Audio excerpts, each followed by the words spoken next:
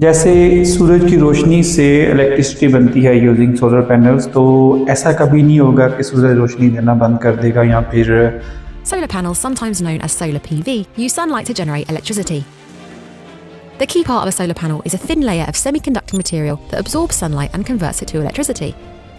This can then be used to power electrical appliances in your home. Wind turbine से electricity generate होती है, तो ऐसा भी कभी नहीं होगा कि हवाएं चलना बंद हो जाएंगी या फिर It starts when the wind blows and slowly turns a turbine's blades. In the main housing, called the nacelle, there's a lot of components for stability and direction, but the key components of a common configuration of wind turbine are the drive shaft, the gearbox, and the generator.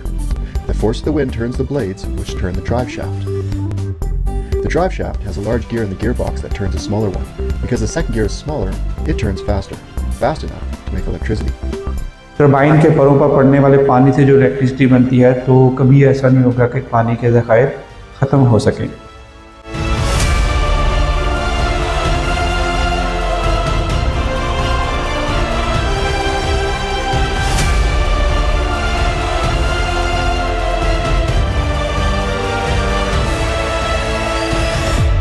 Let's talk about two most important types of renewable energy, that is geothermal energy and biogas.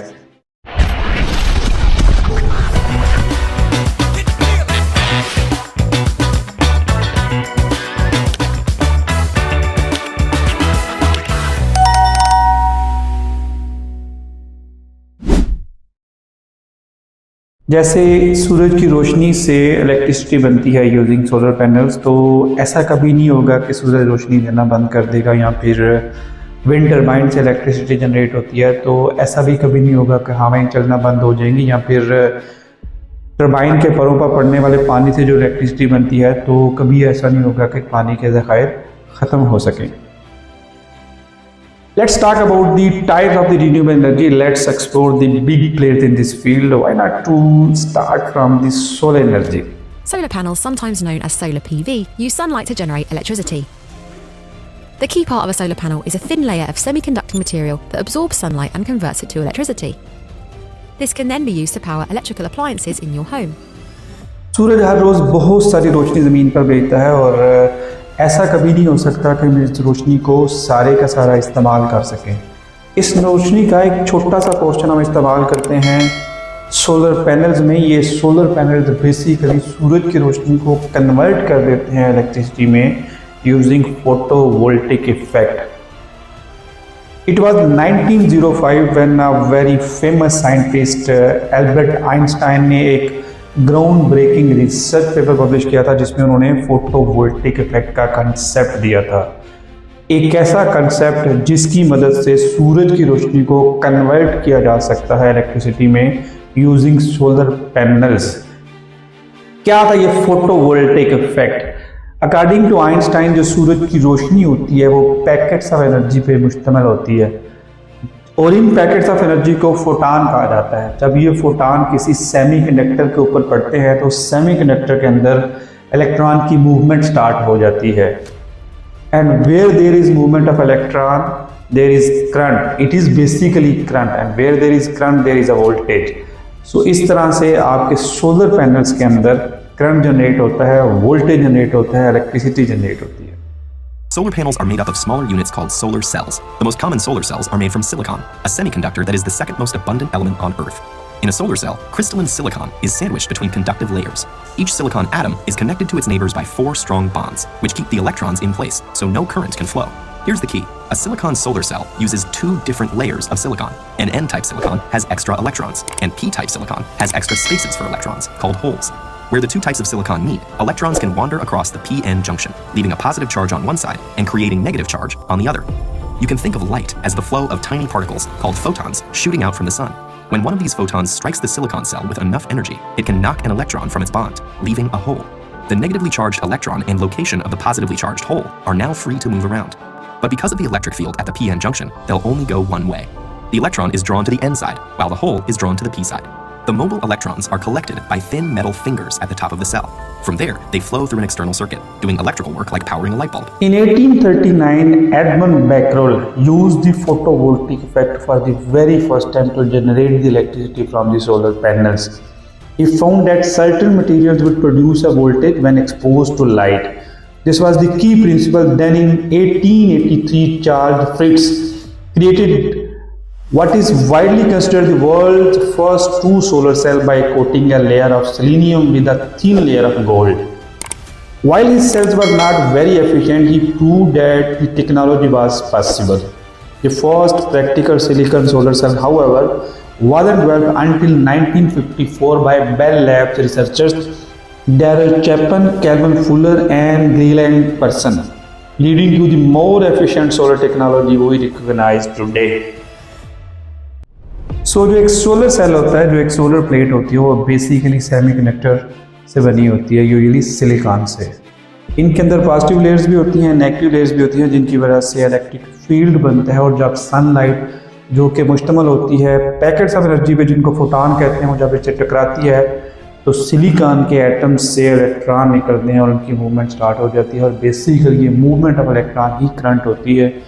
और जब current generate होता है तो voltage automatically generate होती है। ये जो current generate होता है, ये डीसी करंट होता है, इसको एक इन्वर्टर की मदद से एसी करंट में कन्वर्ट किया जाता है। और यही एसी करंट है जो घरों, फैक्ट्रियों और कमर्शियल प्लेसेस पे यूज़ होता है। यही कंसेप्ट यूज़ होता है आपके सेल फोन में। जो सोलर बैटरी बैंक होता है, वो दिन के टाइम आपके फ़ोन को चार्ज करता है और आप उसको रात के टाइम इस्तेमाल कर सकते हैं। सबसे जो मेजर एप्लीकेशन है वो स्ट्रीट लाइट की है। वहाँ पे सोलर प्लेट्स की मदद से इलेक्ट्रिसिटी जनरेट की जाती है और रात को वही स्ट्रीट लाइट ऑटोमेटिकली ऑन हो जाती है। इसके लिए आपको बहुत लंबे चौड़े इंफ्रास्ट्रक्चर की ज़रूरत नहीं होती, ना आपको लाइंस की ज़रूरत होती है। इसके अलावा सोलर के बहुत सारे बेनिफिट्स हैं। सो ना कभी सूरज की रोशनी ख़त्म होगी, ना ये रीन्यूएबल एनर्जी कभी ख़त्म होगी। So this was the first type of renewable energy, that is energy from the solar plates. Let's talk about the second type of renewable energy, that is wind energy. आपके घर में चलता हुआ पंखा चलने के लिए इलेक्ट्रिसिटी लेता है, जबकि एक विंड एनर्जी चलती है तो इलेक्ट्रिसिटी बनती है। The history of modern wind power truly begins with Charles Brish, an American inventor. In 1888, he built the first large-scale electricity generating wind turbine in Cleveland. This massive machine had 144 blades and a huge tail, and it operated for over 20 years, providing power to his home and laboratory. It starts when the wind blows and slowly turns the turbine's blades. In the main housing, called the nacelle, there's a lot of components for stability and direction, but the key components of a common configuration of wind turbine are the drive shaft, the gearbox, and the generator. The force of the wind turns the blades, which turn the drive shaft. The drive shaft has a large gear in the gearbox that turns a smaller one. Because the second gear is smaller, it turns faster, fast enough to make electricity. एक wind turbine basically हवा से kinetic energy लेती है और इससे इसके blades की movement start हो जाती है। यहाँ गियर्स का इतना बेहतरीन किस्म का सिस्टम होता है कि ये स्पीड बढ़ती जाती है। ये आगे कनेक्ट होते हैं कॉइल्स के साथ, जो कॉइल्स मूव कर रहे होते हैं एक मैग्नेटिक फील्ड के अंदर। मैग्नेटिक फील्ड के एक पोल से लाइंस निकलती हैं, दूसरे पोल तक जाती हैं। लाइंस को बेसिकली मैग्नेटिक लाइंस कहा जाता है। और अकॉर्डिंग टू माइकल फैराडे, जब भी कोई कंडक्टर मैग्नेटिक लाइंस को कट करेगा तो इसके अंदर इलेक्ट्रिसिटी जनरेट हो जाएगी। ये बिल्कुल वही प्रिंसिपल है जो एक जनरेटर के अंदर होता है। Another major place is the hydro energy, पानी से बनने वाली बिजली। कैसे टरबाइन के ऊपर पानी को फेंका जाता है और इनके ब्लेड्स की मूवमेंट स्टार्ट हो जाती है, फिर कैसे इससे बिजली जनरेट होती है। This is one of the oldest form of renewable energy and is the most reliable form as well. While water wheels have been used for centuries, the true jump to modern hydropower came with the development of high efficiency turbine. A key figure in this story is James B. Francis, a British American civil engineer. In 1848, he developed the Francis turbine, one of the most widely used type in the world. His design was a massive improvement over older models and made large-scale hydropower a practical reality. The first hydroelectric power plant in the world opened in Appleton in 1882. Simply देखें तो hydro power के लिए आपको dams की ज़रूरत होती है। Dams को बेसिकली बनाया जाता है पानी को स्टोर करने के लिए। जब गेट्स को खोला जाता है तो पानी की बहुत सारी मकदार टरबाइन के ब्लेड्स के ऊपर गिरती है, जिसकी वजह से टरबाइन चलना शुरू हो जाती है। ये टरबाइन बेसिकली एक जनरेटर से कनेक्ट होती है और ये जनरेटर मैकेनिकल एनर्जी को कन्वर्ट कर देता है electrical energy. again by using the principle of Michael Faraday. Are dam hydroelectric power plants, in which water carried by rivers is stored in a reservoir and released when energy is needed. Water released from the reservoir flows through a turbine spinning it, which in turn activates a generator to produce electricity. The power extracted from the water depends on the volume and on the difference in height between the source and the water's outflow. Afterwards, the voltage of the electricity produced is lifted to be transported with minor losses to the distribution points. Talk about two most important types of renewable energy, that is geothermal energy and biogas. Geothermal energy basically ज़मीन के अंदर store energy होती है। जब ये heat और पानी mix होते हैं तो स्टीम बनती है और इस स्टीम की मदद से स्टीम टर्बाइंस को चलाया जाता है इलेक्ट्रिसिटी को बनाने के लिए। The first geothermal power plant was a pioneering effort by an Italian inventor, Prince Piero Ginori Conti. In 1905 in Lardrillo, Italy, he used the natural steam from the Earth's crust to power a turbine and generate electricity. This historic plant proved that geothermal energy was a viable source of power. In countries like Iceland, where volcanic activity is prevalent, geothermal energy is very common. There, this energy is used not only to generate electricity but also to heat homes and water. Biomass energy को generate करने के लिए organic material को जलाया जाता है, जैसे लकड़ी, गार्बेज या फिर एनिमल का वेस्ट। इससे होता यह है कि हीट जनरेट होती है, इस हीट से पानी को गर्म किया जाता है, फिर इससे स्टीम बनती है, इस स्टीम से स्टीम टरबाइन को चलाया जाता है मैकेनिकल एनर्जी को कन्वर्ट करने के लिए इलेक्ट्रिकल एनर्जी में। While burning biogas for heat has been done for centuries, a key moment in its history as a fuel was when Rudolf Diesel, the inventor of the diesel engine, famously demonstrated his engine in 1900 running on a peanut oil, a type of biofuel. He believed that this renewable fuel would be crucial for the future, highlighting the potential for biomass-derived liquid fuels. Factories के अंदर sugar cane और husk को as a fuel use किया जाता है और इस fuel की मदद से फायर पैदा की जाती है जिससे हीट बनती है और इस हीट की मदद से पानी को गर्म किया जाता है। ये पानी कन्वर्ट किया जाता है स्टीम में। इस स्टीम की मदद से स्टीम टरबाइन को चलाया जाता है और ये स्टीम टरबाइन आपकी मैकेनिकल एनर्जी को कन्वर्ट कर देती है इलेक्ट्रिकल एनर्जी में।